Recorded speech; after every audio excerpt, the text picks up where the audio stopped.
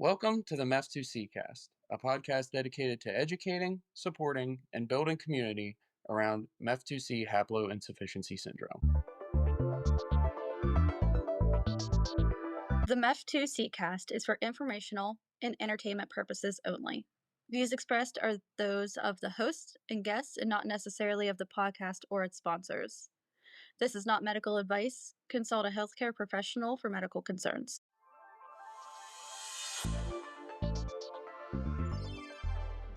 Alrighty, hi everybody. Welcome to the MEF2C cast.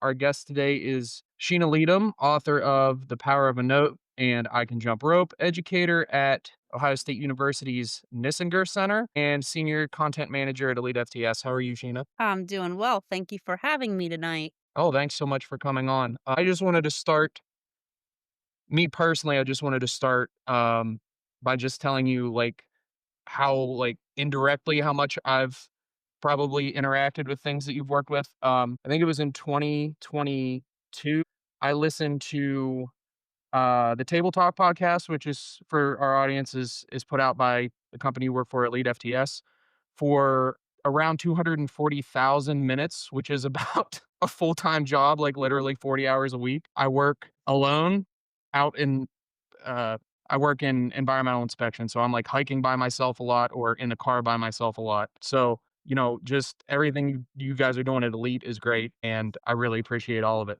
And then we both really enjoyed the two episodes that you guys did about autism, both about, I think the first one was about a power of a note, and the second one was with Andrew, and I can't remember his wife's name, about their son, whose name is escaping me too, but he's a speller and the impact that exercise has had on his life. Everybody should go check those out. I think those are episodes 174 of the Table Talk podcast. I think it's 75. So, yeah. Yeah.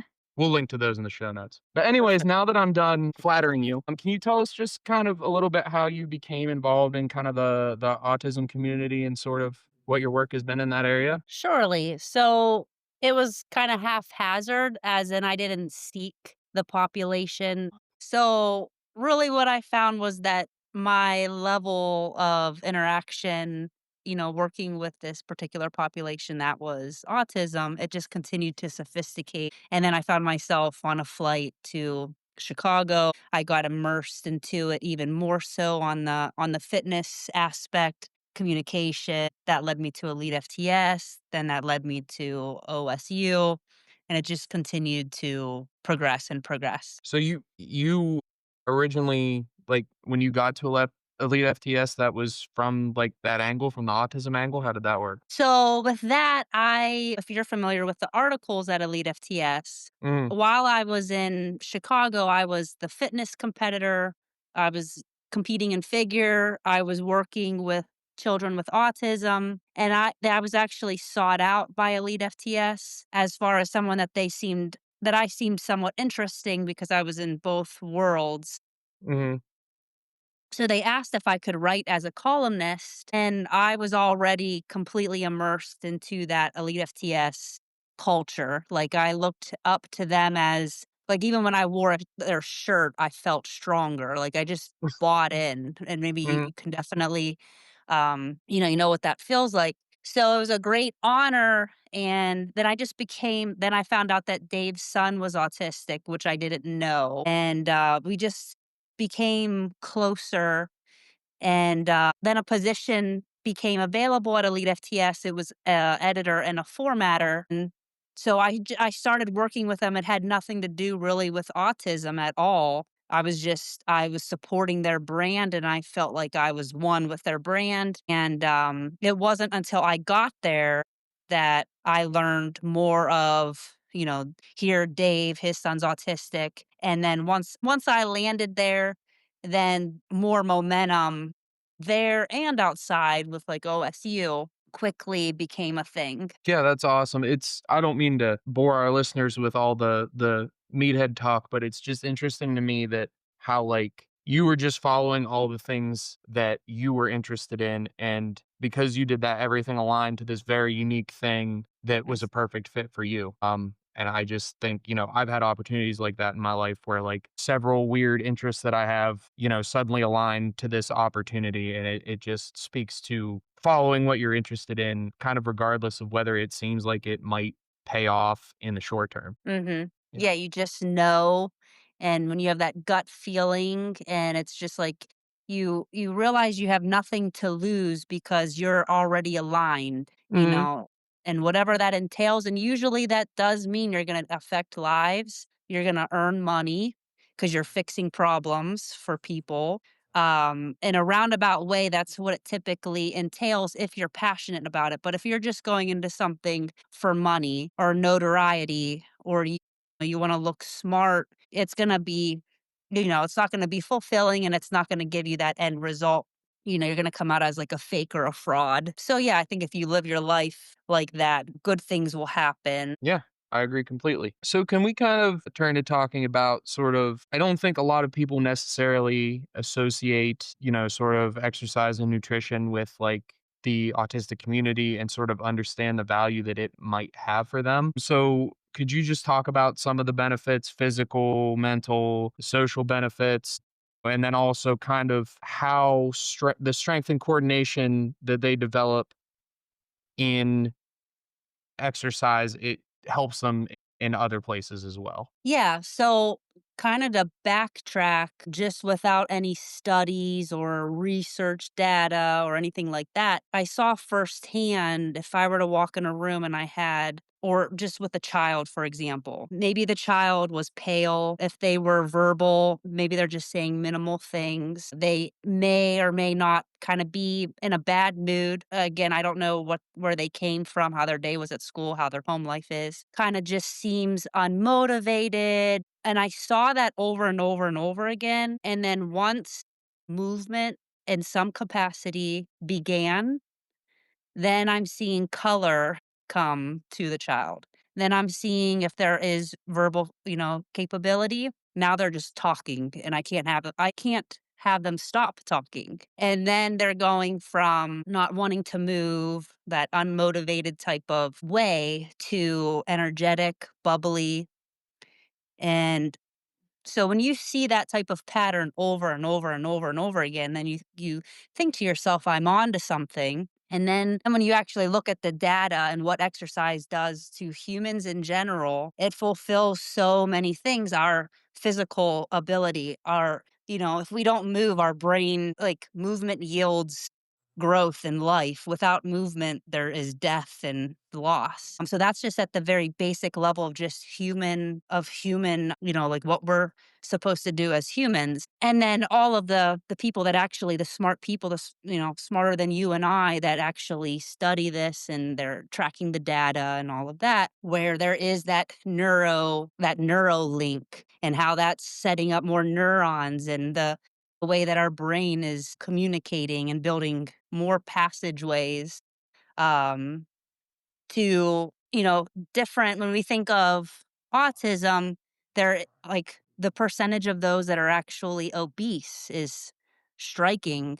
We have children that would rather they feel comfort in eating, overeating, and what they're eating is, chicken fingers and pop, for example, and they have adversity to what we would, consider health food with fiber and, fruits and whatnot. Not that every child is like that, but there is a norm.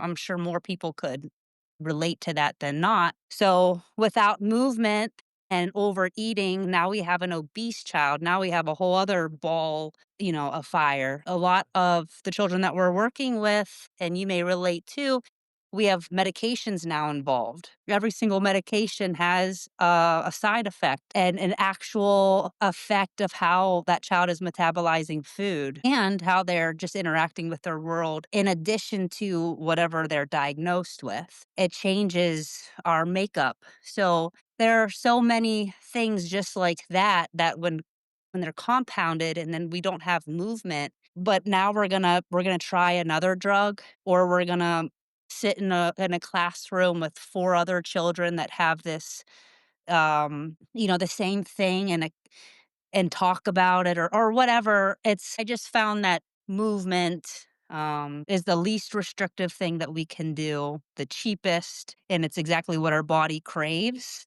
So just a few things like with the higher prevalence of the obesity, diabetes, hypertension, let's start with movement. Um, and with also like the population as far as low muscle tone, lack of coordination, which is a big thing, just having all these different deficits, how movement can start bridging some gaps. So I kind of maybe went away from it, but another thing too, so we talked about the physical aspect and really just like the internal makeup of what we need, but then what I didn't talk about was the social component. So a lot of kids say, like, if you can remember, like, 3rd grade, it's kinda how one of my books was why I created it was we have these physical milestones. We don't really think of it as a physical milestone when we're in 3rd grade because we just don't have that higher level thinking, but it's a way we show dominance to our other friends and classmates. We show just, like, confidence, and then soon enough, we're belonging to a certain group. If in your gym class, everyone's learning I'll use jump rope as an example, and you have 2 children that can't even hold the jump rope, they're going to look less, compared to their peers. It's not being nice or rude, it's just what it is. And so that again, just that fact that somebody couldn't hold a rope, let alone jump it, it's already putting kids into this hierarchy. So with bringing up some physical attributes, layering in some skill acquisition, then we can see like this social connection also grow as one example. So it really just has profound effect Yeah. in the population. And to kind of, I mean, that last example you gave is definitely true of like, sort of their physical deficits being more pronounced in that social setting. But I would argue also so like something like a sport or a game or something like that gives a common goal for kids of a variety of ability levels to set themselves toward, and that opens up a lot of interactions that might not otherwise happen between, like, say someone who's relatively profoundly autistic and maybe doesn't have the skills that some other kid has. If you just put those two kids in a room together, the typical kid might struggle to interact with the autistic kid. But if your goal is like, like a common one is Miracle League, like playing baseball, then all of a sudden you have this activity that sort of organizes their interactions enough that they can find a starting point and actually start to build a relationship. Mhm. So I think that's a really important social aspect of it as well. And also just like being in the gym and seeing people and, most gym environments have some level of community. That's why a lot of people prefer going to the gym over, say, working out at home because they still see people they know. And, you have sort of this little, I don't want to say isolated because that's not quite the word, but like this unique little social life at the gym. So Mhm. and I think autistic people can benefit from that a lot too. And also just what you're talking about with nutrition, like I had never, before having Leo, I had never thought of food as sensory input before. And a lot of those things, like, you don't want to make it, let's just say there are a lot of like risk factors for obesity that come with being autistic because maybe, it's not like they're eating chicken fingers and French fries because they know it's a bad food. Like maybe those are the only textures that they can handle. And also maybe like I know I've heard Dave talk about Blaine likes pancakes and maple syrup, and he has to be really careful with that, or he'll just completely gorge himself on that stuff. They get those hyperfixations. So those aren't necessarily those are just things that are going to happen. And at least incorporating the movement in there can help mitigate those risks as opposed to just sort of, shrugging your shoulders and saying it is what it is. And then you've got all these other compounding health risks down the line. Yeah, absolutely. What you were mentioning as far as finding that common ground, like in the gym. Another example I had that's not autistic related.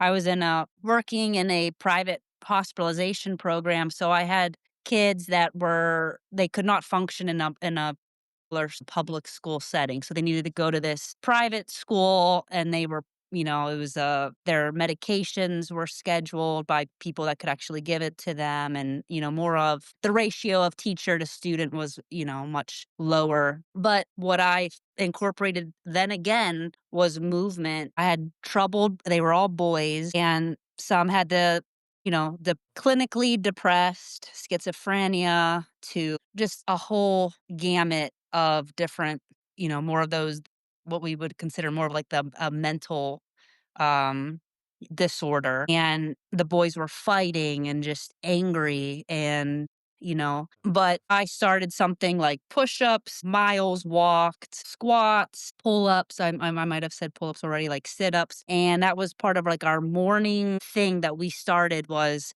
okay, so and so, he did 5, he did 4 of this, he did 3 of this. They became like brothers. They started to like coach each other. They started to like cheer for each other. There was a competitive air, and it bridged them, even though up to that point they were like all against each other, So, and then yeah, when you mentioned Dave, like I've seen it in our own gym where we have those that just came out of prison. We have doctors, we have lawyers, we have college students, we have those that are of high socioeconomic status, we have those that have different disorders. Someone just got done with cancer, and you just come to that community and you're all churning on that same, I'm here to get better, learn something if it's just little, and then get on with my day type of thing. So when you see those commonalities in just general life, then there's something to that when you get into something that's very um, specific, or something that's going to pinpoint a particular population. There's some type of truth there. So glad you see that as well. Yeah. Can you talk a little bit about another thing that has kind of been illustrated to me through having Leo is like all movement is skill. Like you don't think about things like walking is skill, even things like chewing, like talking, things like that. Like anything that requires motor function at all is a skill. And, like you have to think about sort of like with walking, like you have to think about skill acquisition, like breaking it down into little individual pieces, like down to how he uses his feet and sort of address all of those things and build it back up. Walking's kind of a hyper specific example, but can you talk about how like an exercise routine, which people might not think of as specific as say like physical therapy or occupational therapy, how it can help build those physical skills that can then transfer over to other things they may be struggling with? Yeah. So a big thing that I'm a big proponent of is not only progressions in whatever you're trying to achieve, and that could be, like you said, walking. Um, to, a higher level would be like throwing a basketball into a basketball hoop, but also regressions. So, the jump ropes in my mind, because that is just something that I wrote recently, but we can all relate to that. So when you think of something that's pretty complex, most of these types of things like riding a bike, jumping rope, they're very complex, but we think of them like, let's just you and I might have just been able to pick up a jump rope and didn't even think twice about it. You model someone's behavior, um, and then you're able to do it. Your neurons are mirroring, and it's just very simple type of thing. Then for others, just the ability to grip the rope itself could be, very, very hard. And then if a child in this case cannot even grip a rope, and whoever they're working with or they're around see that, they're already experiencing like, "Oh, I can't even do that," you know? And then soon enough, that jump rope might be a trigger, as that's a negative that now has a negative connotation. The same thing if, you and your son Leo wanna go for a walk and he can't keep up with you, or he keeps on tripping or something. If you communicate that's a loss, then that is also communicating to him that that's bad, I can't do that. I'm done. I don't want to experience failure again. So then through exercise, whoever is administering that, if that's a parent, if that is a physical therapist, if that's a trainer, if that's a coach, if it's a person like a personal trainer, in my regards, like You find the lowest, like, what can the child do? Like, what can they do? So if we're just mentioning, say, Leo, if he can, like, hey, we're going to go for a walk and he gets off the couch, holy crap. Let's celebrate that because that was that initiation that he knew that he wasn't going to sit on the couch anymore, that he was going to get on his feet and there was some type of action going to happen. Um, Now, if he couldn't get off the couch, but he, like, looked super excited or he became aware, like, you could see that he, like, you had eye contact and before he didn't have eye contact, that's a point where you're congratulating, you show enthusiasm, you're excited. So you go to the part where he's successful at and you celebrate. And then so if at this could be your training, so training in my world is not the most complex. It's not using basketballs and volleyballs and running and, bicep curling and bench pressing. It literally could be like what I just explained, like there's focus because you were going to initiate something different and the child responded that's a moment to capture and that could be some skill acquisition than him getting off of the couch. If there's hardship in just getting off the couch, then that's where let's think that's a second point of training in a sense. So it's very minuscule parts and they're like when we think of reps, they're exercise. So maybe you try that on a Monday. He's successful at giving you eye contact. He stops whatever he's doing. That's Monday. And then you stop it. Maybe that was 4 minutes. And then Wednesday, hey, we're going to go for a walk. You get that same reaction. And now he's like scooting off the couch. And then you close it Friday and you just progress until he's outside with you walking down the street.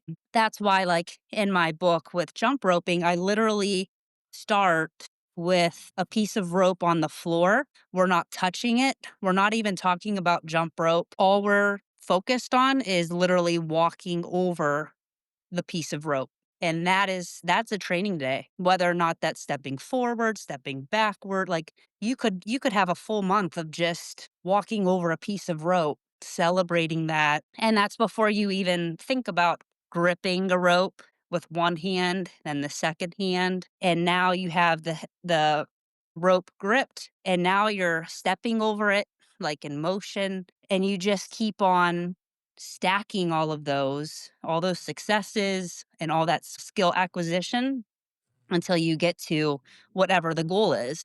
Sometimes actually jump roping in this case is not the goal. It's just to stack some progressive work that the child can experience success and also feel what it means when someone's like proud of you, that you're doing something right, like enthusiasm. I mean, if you don't have that in a child's life, that's a really, you don't, sometimes you just don't think about it, but that's the lack of that, there's so much energy just in that. So that's another like training for parents, because you could just be bogged down with, he's got a jump rope or we got to walk 4 miles tonight. And without that, now that he's feeling or she's feeling that energy of I can't do it.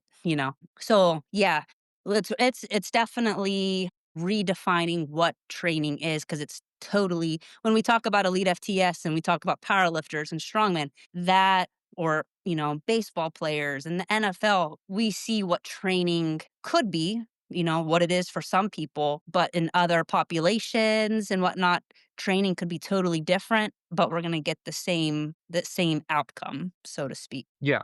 Yeah, and I mean, if you think about it, is no I mean, it is different, but it like, an autistic like, I have a friend, Andrew, he has autism and he has MCHS, which is this specific genetic thing that we do the podcast about, and he does adaptive CrossFit. He's a speller and he can talk, and I sent him a video a while back of him lifting or excuse me, of me lifting some Atlas stones at a competition a couple years ago, and he before had sent me, like, his training is literally, like, pick up this plate, hold it in front of him, walk across the room, sit down on a bench, stand back up, walk back across, and I think, like, the day I had sent him that video of me picking up the Atlas stones, he was trying to pick up, like, a 20-pound med ball or something at training, and he said, "Well, that I'm trying to pick up effectively, like, I'm trying to pick up this med ball and you're picking up that big stone, and this isn't to brag on me. And then I sent him a video of Brian Shaw, and I'm like, yeah, but there's human beings who are literally 500 pounds of muscles who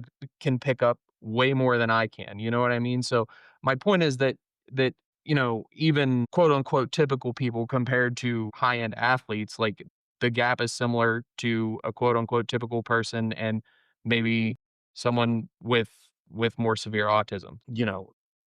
I think sometimes it's helpful to illustrate that autism isn't that special in the sense that like a lot of the problems that they experience are the same as typical people's, just sort of the perspective is a little different. And that's kind of an example of that. I don't know if that makes sense, but Yeah, absolutely. uh, I thought I had something else to say and I lost it. I'm sorry. Oh, it's okay. So, like, and obviously it's going to be hyper specific to the individual, like when you're building a program, but like, can you talk about like maybe, so most like teenager to young adults in our community, they might be able to walk, but not for very long distances. They have to use a chair for like extended distances. They might be able to say a few words. They use communication devices. So, can you talk about maybe some things that you see people like that can commonly come into the gym and do, and like maybe where someone trying to help someone like that could get started? Yeah, so, I mean, I what I find is parents, like, starting with the parents, and they're truly the advocate, for their children, or if it's their nephew or whatnot. There, I feel, are some key components that when you're seeking someone to help with exercise, and they treat it differently, like what we've been talking about, up to this point. Some, like, key factors that you want to see in another, like a coach or a trainer, or even if it were, "Oh, my uncle is really good with kids." He's gonna have to have like, these set of prerequisites, so to speak. But I always start, like, where you're working with someone that has, like, the ability to observe, like, that observational piece is so important, so that you see exactly where the child is. You see the form of communication that they use. They see what environments work for them. Is the noise having it that they're covering their ears, and they're screaming now. So what changes do we need to make to the environment so that it's conducive, for the child or the young adult? With that observational piece, you're just seeing how the child is interacting in the world, and how they respond to it. So when you're sitting across a professional and you're going to pay them hundreds and hundreds of dollars, to be the trainer and to get your child moving, these are just, some of the things that you'd wanna be mindful of. With the communicational piece, as you've already illustrated, we have children that are they're non-speaking, they're using devices to communicate. Some are very well verbally able, and so whoever is providing this exercise for them or leading them in some way should be on that form of communication, so that communication is very important. Or, that might be too, like, maybe they don't have a device at that point in time, like, but they have an older sister and they're literally like, they're on the same frequency, and she knows he's hungry. He has to go to the bathroom. He doesn't like that. This is what he likes, so that trainer, that coach, that leader is okay to have outside sources to be helpful, and it's not my way is the highway, or this kid can't talk, I can't work with him. Like, those are all red flags. So someone that so this allows us, when you put this framework into place, it allows us to pinpoint anything that's going on with a particular child, because it's just this frame that you can put, someone in this system and just maneuver and get to where we're trying to go. I found using schedules, that's big with the autistic community, but it's also big for a lot of people. We need structure, and we need, like, an end point. We need a starting point. We need, from point A to B is going to get us to D. and at point E, we're finished for the day, and we're going to start with this, and then we're going to go to this, and we're going to insert some play, and then you're going to have a choice, and then we're going to get into cardio, whatever it may be that the child can look at some type of structure or, like a board and know why they're there, who they're there with, what they're gonna accomplish, when they're gonna start, when they're going to leave, and so that would be a third component that regardless if it's your uncle or the hot shot at the local gym, that they have these different things in place. Before I continue, there are some people that can kind of falter out of that because they just have like that special charisma. I don't know if you've ever been around somebody where they have a plan, but the way that they're producing it is just so effortless and the child just immediately like connects with them and they don't need all these different things. And they just like that would maybe be me at this point in time. The way that I could connect with your child may be just totally different than what you'd ever see and I wouldn't have all these necessarily these bells and whistles, but I would be connecting and your child would, "Okay, what are we doing next?" type of thing. So, there are outliers, but for most folks, they would need this type of structure, and a kid is craving this type of stuff as well. So, observation, communication, we have a schedule in place, just a plan, because a plan is just a plan, and then we have to execute it. So, that's where I always have that progressive piece.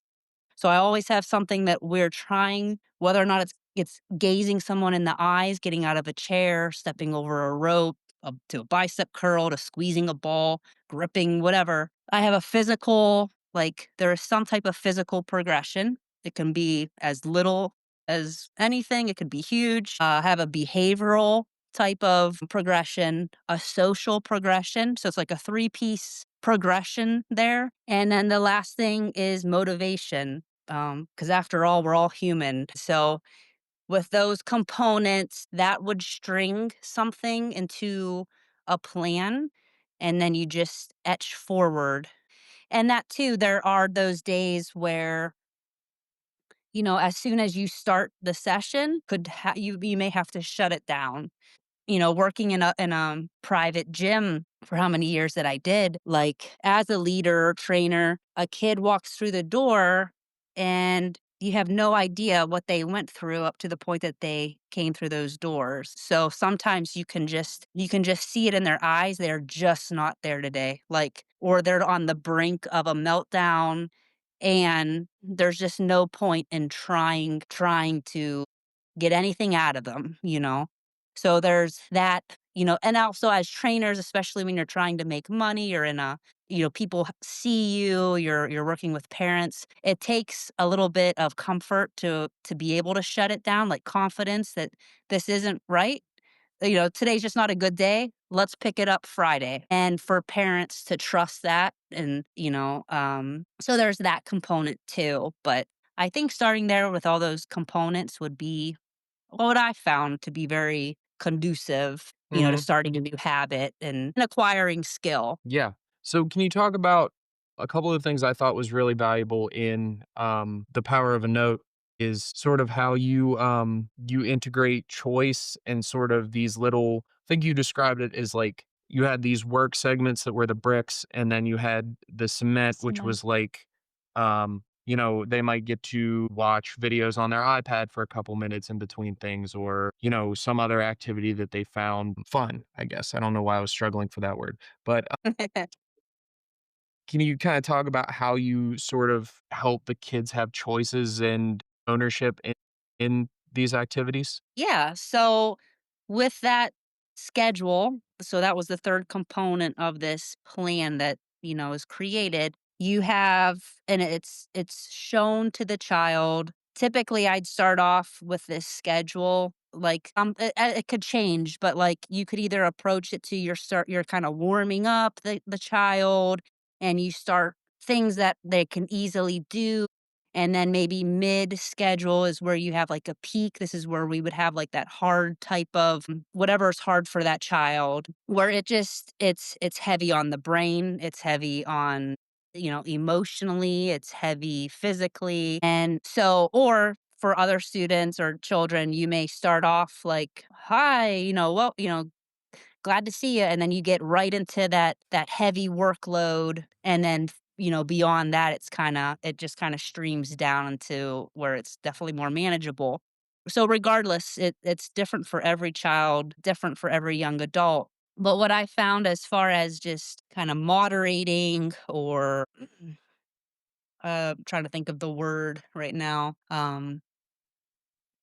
but with like heavy loads, easy loads, you need something that kind of breaks. If all you're doing is asking for tough, tough, tough, tough, tough, this is hard, hard, hard, hard, hard, the child's gonna quit. That's not enjoyable. There's no like light at the end of the tunnel. So in the schedule, I might have, say, like walking with a sled. That maybe that's really tough for the child. That's what we would start off with, but they're gonna see on the schedule that it's gonna be paired right after they're done with that, they get to have choice. And so in this case, I may have 3 options, and it's based off of that communication, that observation tool. I know what makes them tick. So it may be that this particular child, like you mentioned, might really enjoy the iPad. They may really enjoy going outside and just getting fresh air, depending upon where our environment is. A third option might be in a room that the lights are dim and they can read a book. So they know when looking at that schedule, man, I got to do something that quote unquote sucks. It's going to be hard. I'm not good at it. But then, man, right after I have 3 choices, and these are all things I really, really like. And, then it gives them a chance. It's going to calm their system. We're going to reset. And it may be, typically, it has to be timed because if you're like, oh, you have choice and it's an open window, to reel them back in is gonna be pretty tough. So it might be, okay, timer set, 2 minutes, and they chose the beanbag in a dim room. They're calming their system. Now, okay, time's up. Let's look back at the schedule, and now we're on to XYZ. So that just really stabilizes the child, and there's just the ebb and flow. So I use like rest. That can be completely, we're here to train and get our heart rate up and to sweat and all of that, but we need rest. And sometimes, a child without that option wouldn't know that's an option. So to play, to choice, it's really whatever. It might be actually, sometimes you have to have like, ask the parents, like, okay, your child really enjoys apples. Can you bring apples? And that might be a segment of our training because we know that the child just comes down, can calm itself, and then push for the next bout or burst. So another thing with choice, like what I found is oftentimes as adults, we kind of lose that childlike care to us. And we're just about business. It's about completing the task. It's about getting that done and over with. Now we have dinner, we have homework, and it's time to go to bed or, something like that. But when you give a child choice, this is where like that relationship, that social progression kind of does its own thing between just the child and a trainer or whoever that leader may be, because that trainer is opening up that I care about you, you matter, and your interests. I'm also interested in them. Like, I want to learn more about you. So if, for example, the parents, like if your child is into Minecraft and you're like, each time that they talk about Minecraft, you're like shutting it down, like, yeah, yeah, yeah. Okay, let's get back to it. Then that world that is safe to them, you're dismissing it. Not only are you dismissing Minecraft, but you're dismissing like their soul and what makes them tick, as silly as that sounds just through Minecraft. But if you schedule that and you're like, okay, that free time or that choice is gonna be 2 minutes or 3 minutes of Minecraft, and now the kid can just, like, "Look at my world," and, "Oh, I got this is worth this," and you're like, "What's that mean, and why would you wanna earn that?" "Well, that means da da da," and then you're just heightening this social relationship, and now they trust you, and now you're more awe-inspired about them, and so now, like, the next big thing that you're gonna require of them that's tough and it's hard, they're gonna buy in. And what I've always found is I've always started with like a lot of inserts, like a lot of that cement in a training session, and then sooner than later, all of that insert work goes away. Like, I don't need it anymore. The regulation was the word that I was trying to come up with earlier. Like, they're regulated because they bought in, they got the skill acquisition, they're okay with risks, they're okay with failures, they really have more successes than failures. They don't need the beanbag anymore. They don't even wanna play Minecraft anymore. They're not even bringing their iPad to a session anymore because they're fully all in, you know? So that's like the sweet spot that professionals wanna get to, and it takes time, but it takes, like, someone really passionate about it, you know, that's more interested in that than really anything, and then once you have them, and they'll accomplish, like, a ton, a great deal. Yeah, and you're also building that capacity for them to self-regulate. Like, that's a training effect within itself, because I think a lot of times people think, like in the book, in The Power of a Note, you use the example of, Blake with the or excuse me, Blaine with the Nintendo DS, and, like, I think people assume that, like, autism, like, selfish in some way where, like, oh, they just wanna play the DS and they can't be bothered with anything else, and it's like, yes, they wanna play the DS, but they are doing this to regulate themselves, and if they're able to regulate themselves in other ways, then they can, prioritize things the way a typical person would. They can still wanna play their DS, but realize that I don't I don't need this to induce some sort of, like, physical state within me at this Mhm, time. Like, this can wait. So, and the other thing is, like, I think those inserts would also for our community, because a lot of people do a lot of therapy. Those can be really useful in therapy, and I think that people do those things, but they don't structure them in, and then they mhm, wait until the kid's not cooperating anymore, and then they're like, "Oh, well, we'll let them, play for a little bit," and sometimes by then it's kinda too late. It's kinda like, one of the things about training is there's a lot of concepts that I find that you can apply to other things. So, like, I think of it as accumulated fatigue. And, like, in a training sense, you would think of that, sort of across weeks or months. But within that session, like, as they are doing this bout of work, they're accumulating fatigue. And those inserts, as you've called them, gives them opportunities to dissipate that fatigue mhm, before it sort of reaches its limit, and then everything comes crashing down. mhm. Yeah, absolutely. Yeah. And then you touched a little bit, just I wanted to mention it real quick. One of the things I found really interesting in that episode 111 of Table Talk you did from a really practical standpoint was sled work. Like, that had never occurred to me. And Leo's only 3, so, like, well, he's not even 3 yet. So obviously we haven't started touching this stuff yet. But, like I said, for my friend Andrew and for other people, like, if you have a kid who's like old enough to start exercising, like, it seems like a sled might be a really great place to start because, you can load it very incrementally. It doesn't require a whole lot of, like, fine motor skill. They just either, grab the strap it on, or there are also, like, some people call them prowlers. They're push sleds you Mhm, can do. But and also the risk for injury is, I mean, it's not 0, but it's extraordinarily low, because if you can't move the sled, you just stop pulling on it or you stop pushing it. There's no mhm. eccentric loading. That had never occurred to me before hearing that in that episode, but I think that could be a really good place for a lot of people to start and try to introduce sort of those activities to individuals. Yeah, I agree because that like you said, it doesn't require they're not holding, like, a particular weight in their hand, something's gonna be crashing on their legs or that somebody has to, like these they still need to be monitored, but that there's just a lot less risk going on with it. Mhm, But that's a great place when something's loaded and you have to move forward or backward, then you get all that physiological type of reaction, now they're feeling their heart rate and they're starting to get color and they're starting to sweat and those endorphins are starting to kick in versus like, okay, what I need you to do is stand here, grip this implement. I need you to curl it, squeeze, mhm, slow descent. That's a lot of commands versus, and a lot of our children, they like that resistance. They like to feel,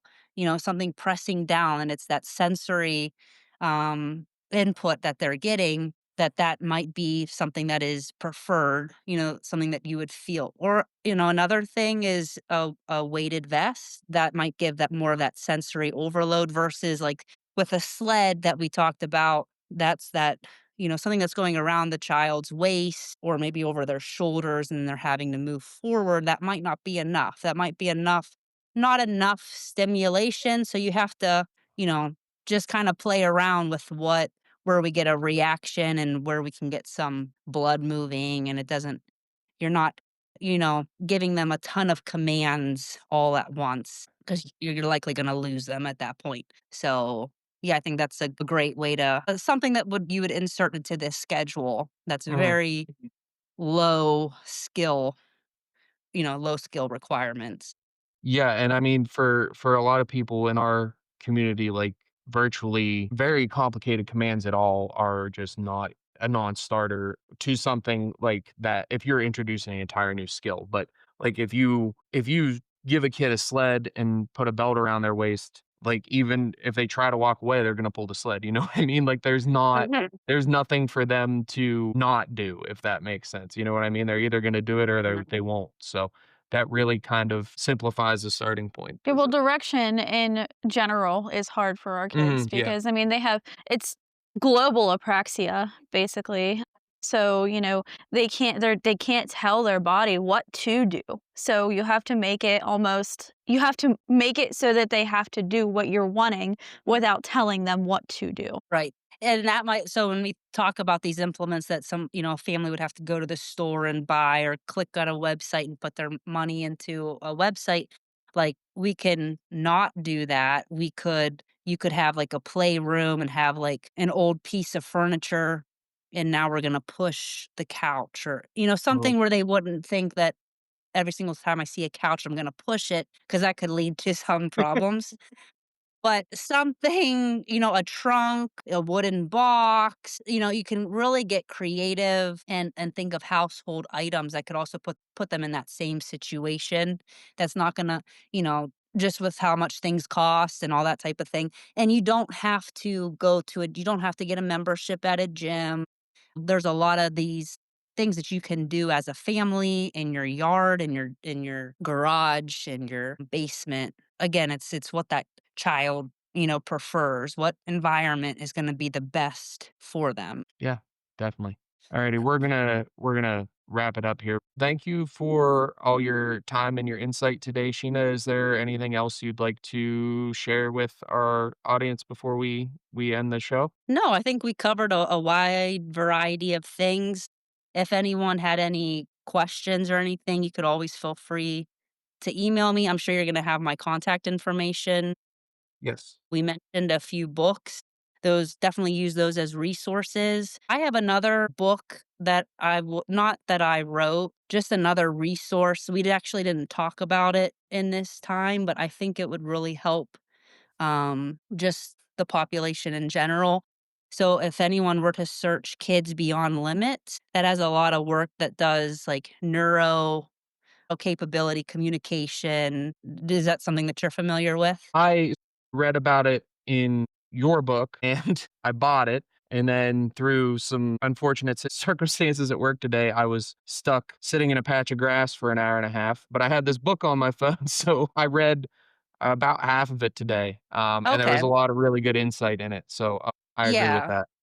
Yeah, and that's something that I'm not, like, endorsed to talk about. I've actually met the creator because attended a workshop, but there's like, once a person reads it and they listen to this podcast, they'll see a lot of what I, believe and what I preach and what I do really stemmed from that not Daniel, Dr. Anat Daniel's, like, teachings and her philosophies, and when we talk about regressions, there's even goes really into the weeds. So, Oh, like, there's just so many ways to show some progress and whatnot. So, highly recommend that book. It changed my approach really to teaching just in general. So, yeah. Yeah. I mean, like I said, I'm only about halfway through it and I can't endorse like any of the actual methodology in it because I don't know. But I think her kind of overarching points seem to be focusing on what the child can do at this point and Mhm. moving forward from there, and also just sort of being more mindful and observant of how the child may perceive themselves or perceive the world. And I Mhm. think like an example she used was a girl with cerebral palsy who like didn't understand she had two legs because her legs were clamped together her whole life. She kind of moved them as one thing due to the palsy. And the author draws a dog on one knee and a cat on the other and shows this little girl while she's drawing it so that her brain can register that she has these two different legs because they have the two different pictures on them. So just sort of Mhm. being more cognizant of how the individual you're trying to help may be perceiving things, Mhm. certainly helpful. But Yeah, that the brain plasticity is probably the overarching biggest component in how we accomplish that, which the dog and cat as one example, very much sensory driven, mhm, but yeah, highly recommend. yeah. Yeah, and then your books are The Power of a Note and, I Can Jump Rope, right? Yeah, and those Yeah. can be on Amazon. If you didn't, some folks don't want to give money to Amazon. If you were to go to bookbaby.com, you can find The Power of a Note. If you were to go to elitefts.com, you can find I Can Jump Rope like in a ebook version. So there are multiple ways you can I think through Amazon there's a Kindle version. So there are many options of how you'd get a book. You could also email me and I'll just directly send you one as well. Cool, awesome. Yeah, I think I told you this story, but just funnily enough, I was entered in Elite FTS giveaway a while back, and one of like I didn't win the main prize, but one of like the smaller prizes was a copy of your book, and I Mm, was like, not that I didn't appreciate it, but I was like, What the hell am I going to do with a book about training autistic children?" Because I think Leo was born, but he hadn't been diagnosed yet. So I was like, and I never claimed mhm. it. Now I'm like, it would have been really nice to have that. Oh, So I'll have to that's actually fun. pay for my copy, but, yeah, and if anyone in our audience, any parents are into serious strength training, sports performance, anything like that, check out Elite FTS, check out Table Talk, buy stuff from Elite because they are a media company that sells equipment. They're not an equipment company that does media for marketing, and they do really good stuff for the community, for the autistic community as well, obviously, and also you're supporting, a business owned by parents of a small business owned by parents of an autistic child. And as always, if anybody has any questions, they can contact us on Facebook or they can email us at mef2cast@gmail.com. Thanks, everybody. Thank you.